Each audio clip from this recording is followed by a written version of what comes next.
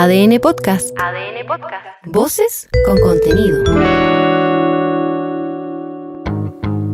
Hola, soy Leo Honores y te invito a hacer una pausa necesaria para conocer los temas que están marcando la agenda hoy.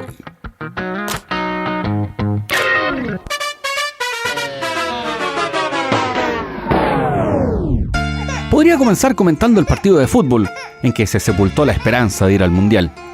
Pero creo que se ha dicho todo, se ha llorado todo, gritado, garabateado. El fútbol chileno ha sido humillado. ¿Qué más podríamos agregar? ¡Humillado! Quizás solo una reflexión que nos regaló el maestro Yoda y que de tanto en tanto recordamos. El mejor maestro, el fracaso es. Es que sí, si uno se acostumbra al triunfo, al éxito constante, si no se mantiene el espíritu de mejora, es fácil quedarse en la comodidad.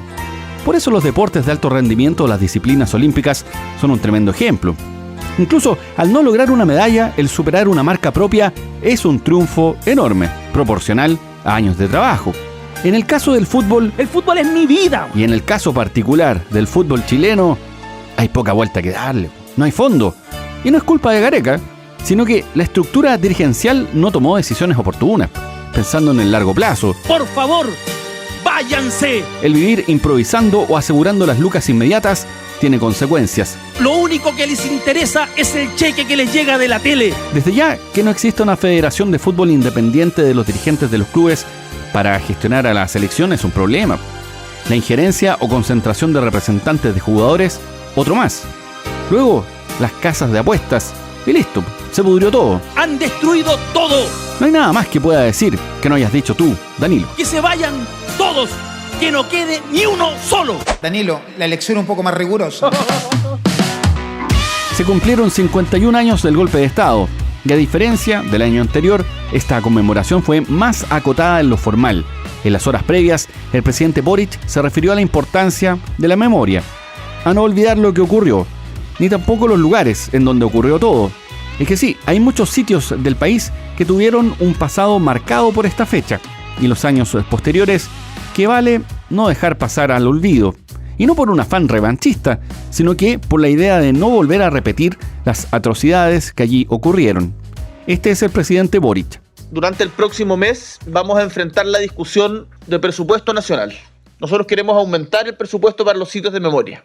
El año pasado, la derecha amenazó con rechazar la partida de los sitios de memoria. Estuvo a punto. Este año vamos a aumentar el presupuesto de los sitios de memoria. ¿Qué van a hacer todas las fuerzas políticas frente a aquello? Yo los invito a estar atentos, porque la memoria no es patrimonio de un sector político, es patrimonio de un país. Y recordarla, mantenerla viva, ardiente, es un deber. Por eso hago un llamado que aquí no primen pequeñeces, sino conciencia histórica, solidaridad, generosidad, empatía con quienes vivieron los momentos del horror. Uno de los temas sensibles tiene que ver con los casos de las 3.227 víctimas de la dictadura y el Plan Nacional de Búsqueda. Este es un esfuerzo amargo, porque considera que de este total de víctimas, solo algunas podrían ser encontradas, eventualmente. Recuerda que hubo muchas personas lanzadas al mar, otras que fueron dinamitadas, lo que hace prácticamente imposible encontrar algún resto, a medio siglo de su desaparición. Aún así, es un gesto del Estado que está pendiente. Esta es la diputada Lorena Fríguez. Ponerle urgencia al proyecto que establece la desaparición forzada como un delito común me parece necesario. Yo creo que las críticas, y sobre todo si vienen de las agrupaciones, tienen que ser recogidas. Aquí han habido problemas de comunicación, ha habido problemas también de entenderse, digamos, hacia dónde va el plan de búsqueda. En el caso Hermosilla y el coletazo que está dejando la escoba en la Corte Suprema hay novedades, y varias. El abogado Juan Carlos Manríquez asumió la defensa de la suspendida ministra Ángela Vivanco. Además, la Corte Suprema pidió al fiscal nacional una copia de los chats de la jueza con Luis Hermosilla. Vamos poco a poco. Este es el abogado, defensor de la magistrada Vivanco. Se debe entender que abrir un expediente administrativo para investigar hechos que pudieran configurar una falta no significa necesariamente que se va a llegar a una destitución o que esa decisión está adoptada de antemano, puesto que el procedimiento es precisamente para otorgar un debido y justo y racional procedimiento de defensa a quien se ve involucrado en estos hechos. De tal manera que un elemento esencial es contar con la totalidad de esas comunicaciones que se dicen configurarían las bases de las imputaciones. Ese es un detalle importante. El asunto podría no comprobar nada, eventualmente. O quizás sí, no lo sabemos. Veamos qué pasa. Este asunto tiene además injerencia con un caso de una empresa bielorrusa que negoció con Codelco y que habría sido influida, toda esa discusión por intereses externos. Digámoslo de ese modo, porque aún no está del todo claro, ni tampoco resuelta la investigación. Pero coincidentemente, pasó que se discutió en una sala en donde estaba la magistrada Vivanco y donde Luis Hermosilla antes había consultado si es que podría integrar ella esa sala. Coincidencia cuando menos sospechosa. Sospechoso, dijera el Bombo Fica. En el Congreso, en la Cámara de Diputados, siguen estudiando el escenario de las acusaciones constitucionales anunciadas hasta ahora en contra de 3 ministros de la Corte Suprema que están salpicados por todo este escándalo. Pero lo más llamativo, o lo más feo más bien, es que diputados de oposición hicieron fracasar por falta de quórum una sesión especial para abordar la corrupción. No. Sí, tal como escuchas.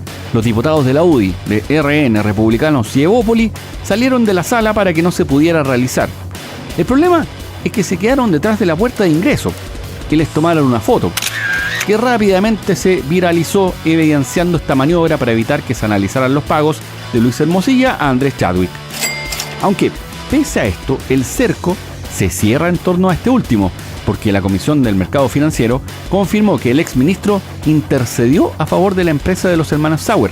Y acuérdate que estos están en prisión preventiva por delitos económicos, como la emisión de facturas falsas. Eso entre otros chanchullos, así que eventualmente la condición actual de testigo de Andrés Chadwick podría cambiar. ¿Qué más ha pasado? Internado grave está un hombre que se prendió fuego frente a La Moneda. Sufrió quemaduras en el 65% de su cuerpo. Por ahora se desconoce su motivación. En prisión preventiva quedó el tercer detenido por su presunta responsabilidad en el mega incendio de febrero en Viña del Mar, donde murieron 137 personas. Además, en materia policial, un grupo de delincuentes balearon a un transportista para robarle su camión. Le dispararon y lo hicieron mientras cargaba combustible. Esto en la ruta 68 en Pudahuel.